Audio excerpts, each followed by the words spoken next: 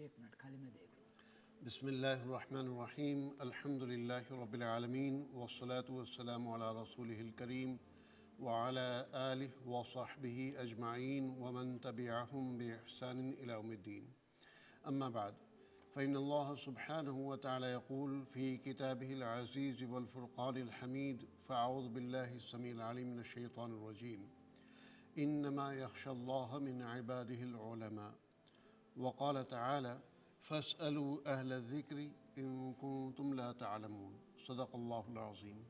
إن الله وملائكته يصلون على النبي يا أيها الذين آمنوا صلوا عليه وسلموا تسليما. اللهم صل وسلم وبارك على سيدنا محمد وعلى آله وأصحابه وأزواجه وذرياته وأهل بيته وخلفائه ومن تبعهم بإحسان إلى يوم الدين رضوان الله تعالى عليهم أجمعين.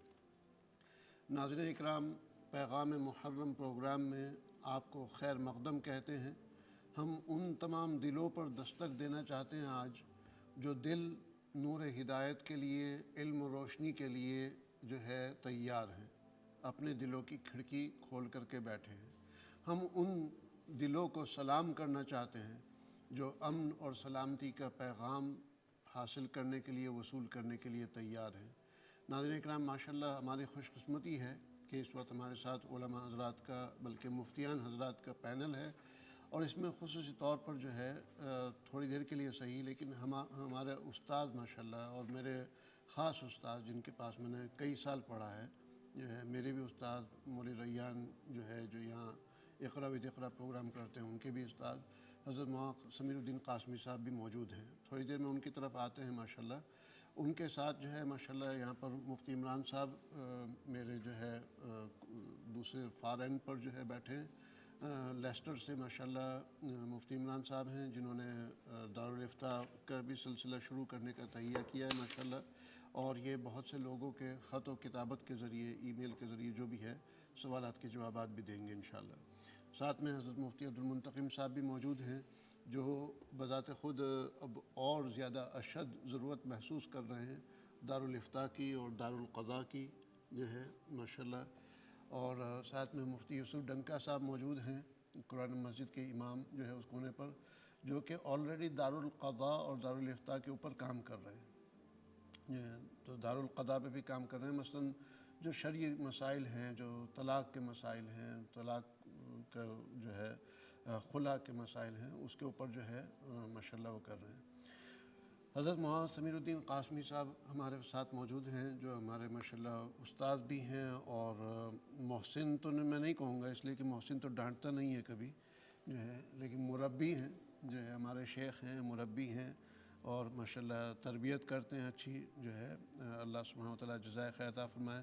اللہ سبحانہ وتعالی حضرت مولانا کا ماشاءاللہ سایہ ہمارے سروں پر تا دیر ماشاءاللہ قائم رکھیں انشاءاللہ. تو ناظرین اکرام، مولانا کے تعارف میں جو ہے چند باتیں کہنا چاہتا ہوں.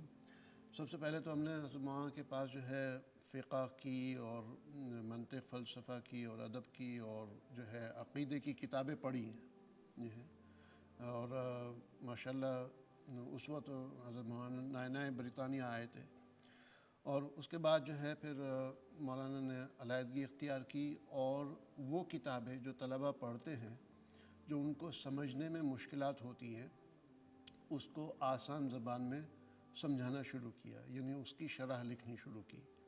تو مثال کے طور پر جو ہے ہم آپ یہ کہہ لیجئے کہ سفینۃ البلغاء ہے جو ہے، اس کے اوپر تحفۃ الطلباء لکھی جو ہے، ثمرۃ الاوزان لکھی ماشاءاللہ جو ہے، اور جو ہے اسی طریقے سے جو ہے فارسی کے اوپر انوار فارسی، طلاق کے مسائل کے اوپر تفریق و طلاق جو ہے، اور ہم اس ملک میں رہ رہے ہیں تو یہاں پر عیسائیت کیا ہے اس کے حوالے سے لکھی. اور پھر جو ہے میراث کے بارے میں جو ہے ثمرۃ المیراث، اور پھر جو ہے ایسٹرونومیکل ایشو، جو کہ میں سمجھتا ہوں کہ برطانیہ میں جو ہمارے علماء حضرات ہیں، اب چند علماء کے پاس وہ علم موجود ہے، لیکن حضرت مولانا ان اولین میں سے ہیں کہ جو سب سے پہلے جو ہے نمبر 1 یا نمبر 2 کے اوپر جو ہے اس ٹاپک کو جو سمجھنے والے تھے وہ جو ہے. تو ماشاءاللہ جو ہے اس وقت حضرت مولانا نے فلکیات کے اوپر کام شروع کیا، جس وقت جو ہے میں سمجھتا ہوں کہ بہت سے علماء کا شعور بھی پیدا نہیں ہوا تھا، جو ہے ان کے فرشتوں کو بھی اس بات کی اطلاع نہیں تھی کہ یہ بھی مسئلہ ہے۔ اس وقت سے جو ہے فلکیات کے اوپر ماشاءاللہ سلسلہ جاری ہے، اور ثمرۃ الفلکیات کے نام سے جو ہے حضرت مولانا نے کتاب بھی لکھی، اور ساری کتابیں ماشاءاللہ بڑی بڑی کتابیں ہیں۔ تو یہ دیکھیں، یہ جو ہے ماشاءاللہ مولانا کی ثمرۃ الفلکیات ہے، تو کوئی چھوٹی سی کتاب بھی نہیں ہے، یہ بھی نہیں کہ 10-20 صفحوں کی ہے، جو ہے تو کافی ضخیم کتاب ہے ماشاءاللہ۔ جو ہے اس میں پھر جو ہے ماشاءاللہ مختصر قدوری جو ہے اس کی بھی شرح لکھی، نور الایضاح کی شرح بھی لکھی، ثمرۃ الفقہ لکھی ہے، ثمرۃ الاوزان لکھی ہے، اور پھر کیلنڈر جو بنایا سمیری کیلنڈر وہ بھی ہے، اور جو ہے فسخ نکاح جو ہے نکاح کس وجہ سے ٹوٹ جاتا ہے جو ہے وہ بھی لکھی۔ پھر جو ہے سائنس اور قرآن، جو ہے قرآن اور سائنس یہ کافی اہم عنوان ہے اور کافی پیچیدہ عنوان ہے، تو اس کے اوپر بھی ماشاءاللہ کافی ضخیم کتاب حضرت مولانا نے لکھی۔ مولانا کے جو ہے 2-3 کام ایسے ہیں جو میں سمجھتا ہوں کہ اللہ سبحانہ و تعالیٰ نے دنیا ہی میں حضرت مولانا کے لیے رہتی دنیا تک تقریباً صدقہ جاریہ کا سلسلہ قرار دے دیا، اور انشاءاللہ حضرت مولانا کی نجات کے لیے اللہ کے نزدیک انشاءاللہ یہ ویسے تو یہ سارے ہی کام ہیں، لیکن 2-3 کام ایسے ہیں کہ ماشاءاللہ وہ عند اللہ ضرور مقبول ہوں گے۔ اس میں ایک تو ہدایہ ہے، جو ہے ہدایہ کتاب ہم پڑھتے ہیں جو ہے مدارس کے اندر 2-4 جلدوں میں جو ہے ہم پڑھتے ہیں، لیکن مولانا نے اس کی شرح لکھی، اس کو ایکسپلین کیا۔ 10 جلدیں تیار، 13 جلدیں ہو گئی، 2 جلدیں باقی ہیں، تو میں سمجھ رہا 10 جلدیں ہوئی ہیں، لیکن 13 جلدیں اس کی مکمل ہو گئی ہیں، 13 والیومز، اور 2 جلدیں ابھی باقی ہیں، تو ٹوٹل 15 جلدوں میں ماشاءاللہ وہ کتاب آئے گی۔ اور جہاں تک میرا اندازہ ہے آپ کو تقریباً 12-15 سال تو ہو گئے، 15 سال ہو گئے اس کے اوپر کام کرتے ہوئے۔ تو ایک جو ہے ماشاءاللہ ہدایہ کی شرح جو ہے، ساتھ میں دوسرا جو ہے حضرت مولانا نے ماشاءاللہ جو ہے یہ سمیرۃ العقائد جو ہے، سمیرۃ العقائد یہ عقیدہ کے اوپر جو ہے ماشاءاللہ یہ کتاب لکھی، اور اس کتاب کی خاصیت یہ ہے کہ یہ اردو زبان میں بھی ہے، انگریزی میں بھی ہے، اور عربی میں بھی آ رہی ہے، تینوں زبان میں آ رہی ہے جو ہے۔ اور جو ہے یہ کتاب، اس میں جتنے بھی ہمارے عقیدے ہیں جو ہے اس کے اوپر قرآن اور صحیح حدیث صحاح ستہ جو ہے اس کے ریفرنسز ہیں بس۔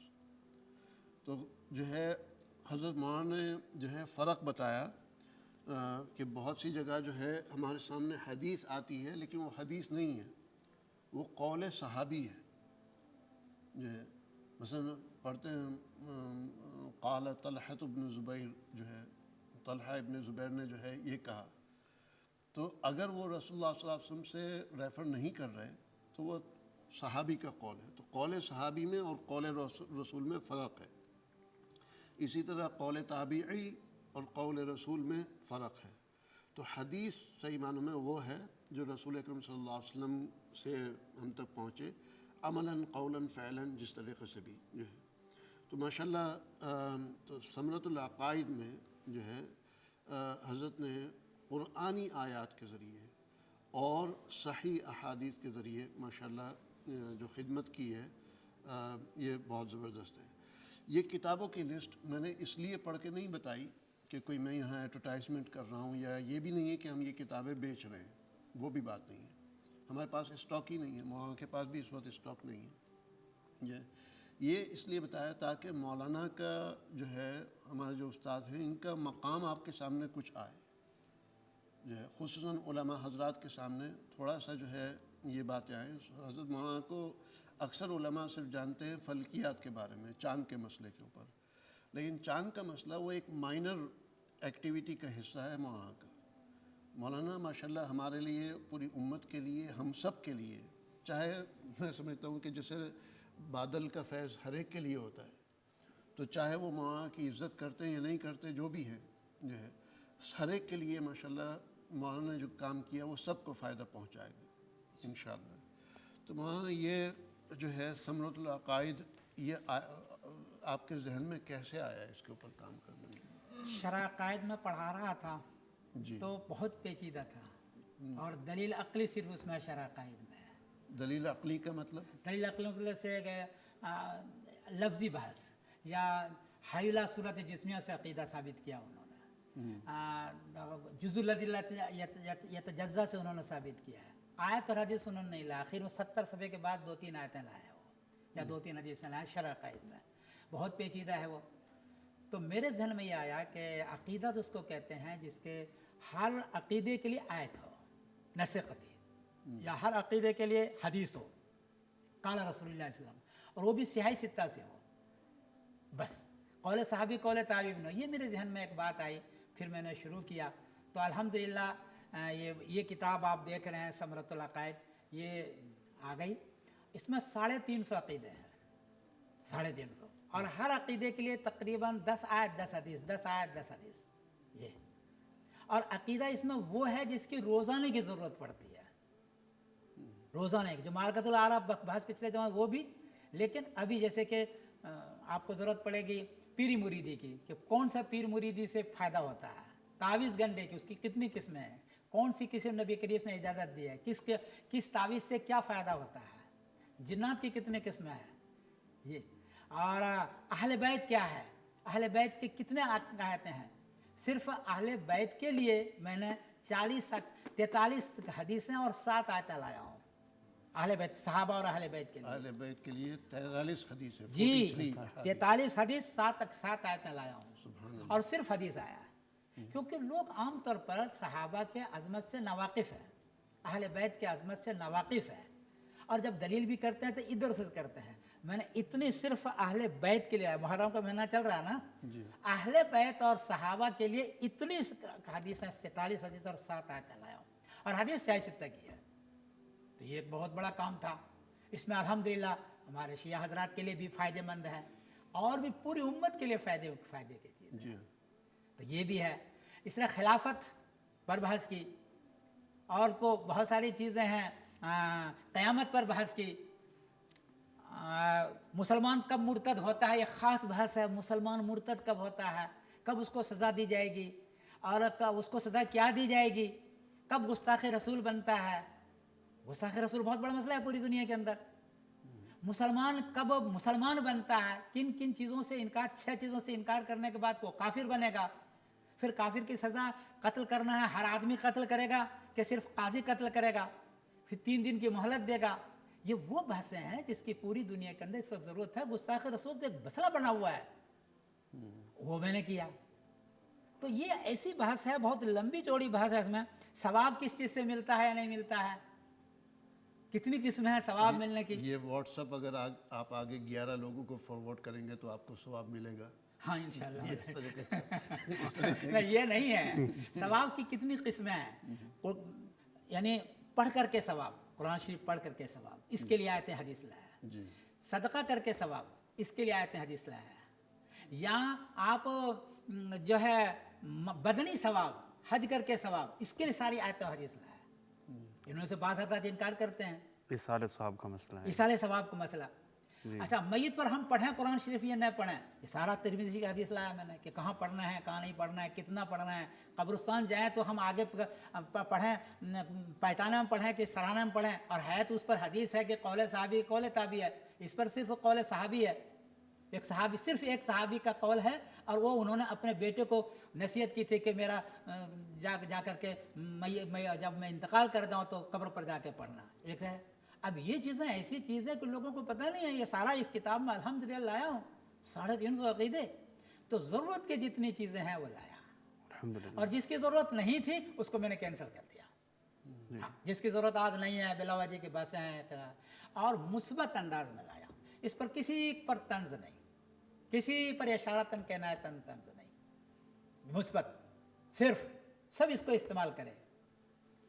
تو یہ ایک کام کیا میں نے، الحمدللہ۔ اور زبان بہت آسان استعمال کیا۔ آیت لا، اس کا ترجمہ لایا، پھر 2 سطر میں کہا کہ اس آیت سے ثابت ہوتا ہے، 2 سطر میں کہا کہ اس حدیث سے ثابت ہوتا ہے۔ اتنا آسان یہ میں نے لکھی اصل میں بچیوں کے لیے، جو آج نئی بچیاں ہیں بیچاری، ان کے پاس اردو کمزور ہوتا ہے، اس کے لیے میں نے لکھی ہے، سامنے اس کو رکھا ہے میں نے۔ उलमा पढ़ रहे हैं, कोई मसला नहीं है, लेकिन हमारे सामने जो है कि बच्चों को हम कैसे समझाएं, ये बड़ा फन है जिसका अल्हम्दुलिल्लाह। एक सवाल करना चाहता हूँ, शरअ अक़ाइद आपने पढ़ाई, जी हमने पढ़ी, तो मतलब यानी हम लोग समझ नहीं पाए इसलिए आपने लिखी, या किताब के अंदर वो समझाने की सलाहियत नहीं थी इसलिए आपने लिखी? नहीं, किताब मतलब हमारी खामी थी या नहीं, मंतिक फलसफा है शुरू से। उस्ताद भी माफ़ कर दो यार, उस्ताद भी उसको समझ नहीं पाता है। भाई अकीदा साबित होता है आयत या हदीस से, जुज़ुल अदिल्ला से अकीदा तो साबित नहीं होगा ना, क्योंकि आयत हदीस से पता चलेगा अल्लाह की ज़ात क्या है, रसूल की ज़ात क्या है, सहाबा की ज़ात क्या है, जन्नत क्या है, जहन्नम क्या है, वो तो हुजूर ने फरमाया तो करेगा, वरना वहाँ कौन गया हुआ है। तो इसलिए इल्मुल कलाम इसका नाम रख दिया और सिर्फ भाषा सिर्फ अकली कर दी।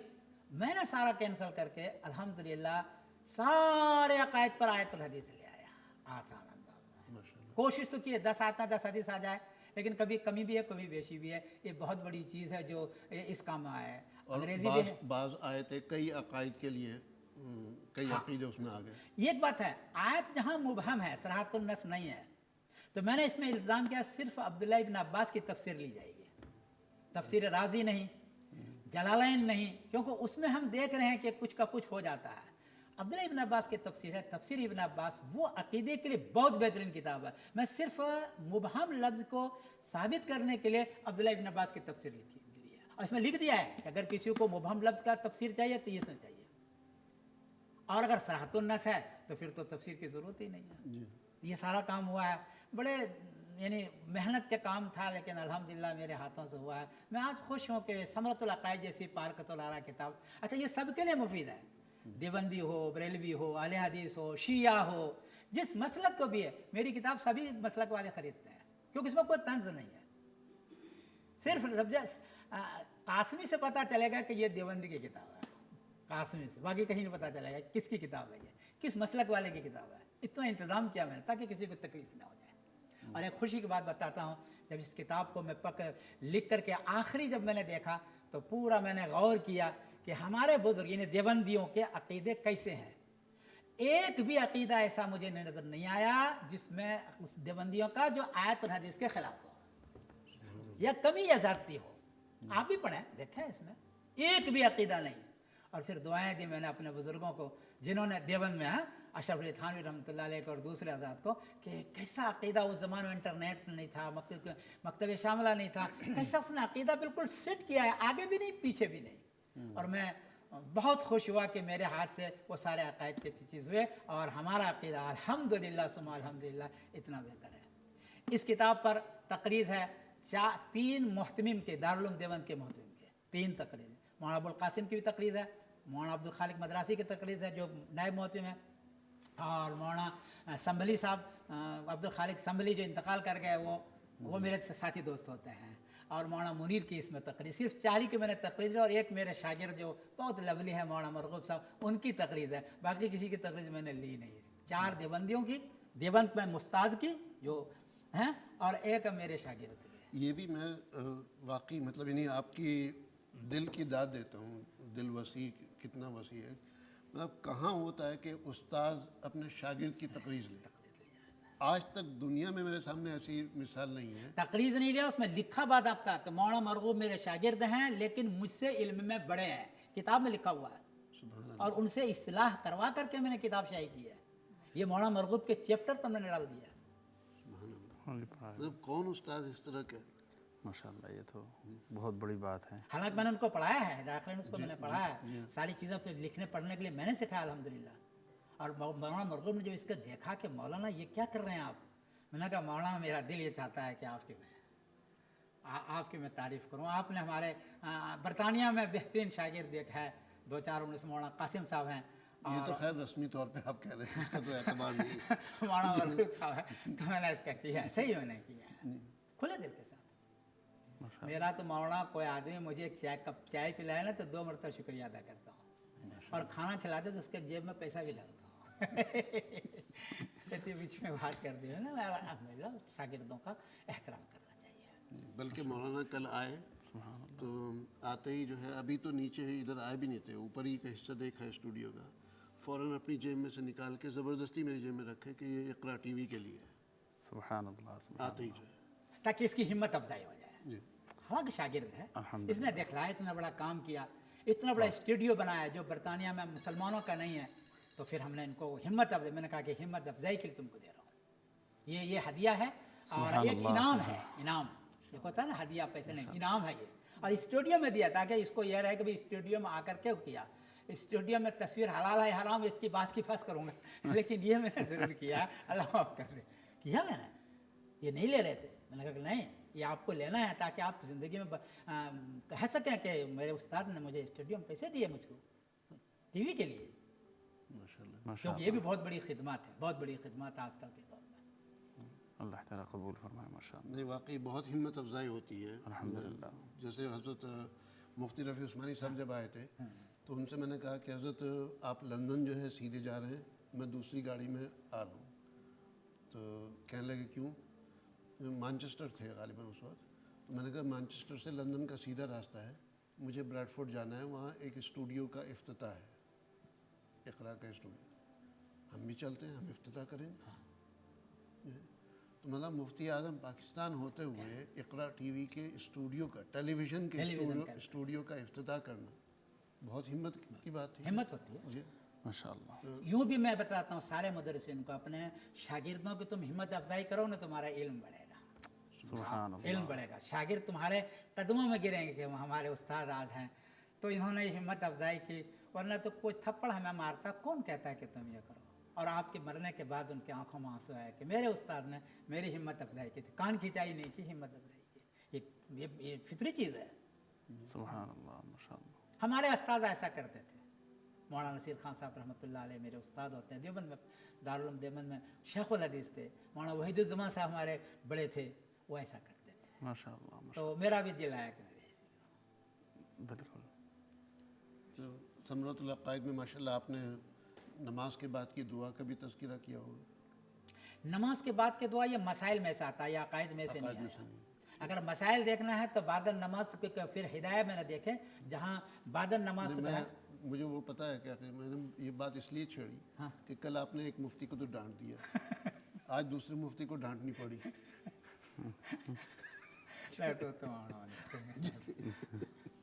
ये हिदायत में मैंने लाया है। वो थोड़ी सी प्यास मुझे रह गई थी कि क्यों एक को डांट पड़े तो दोनों।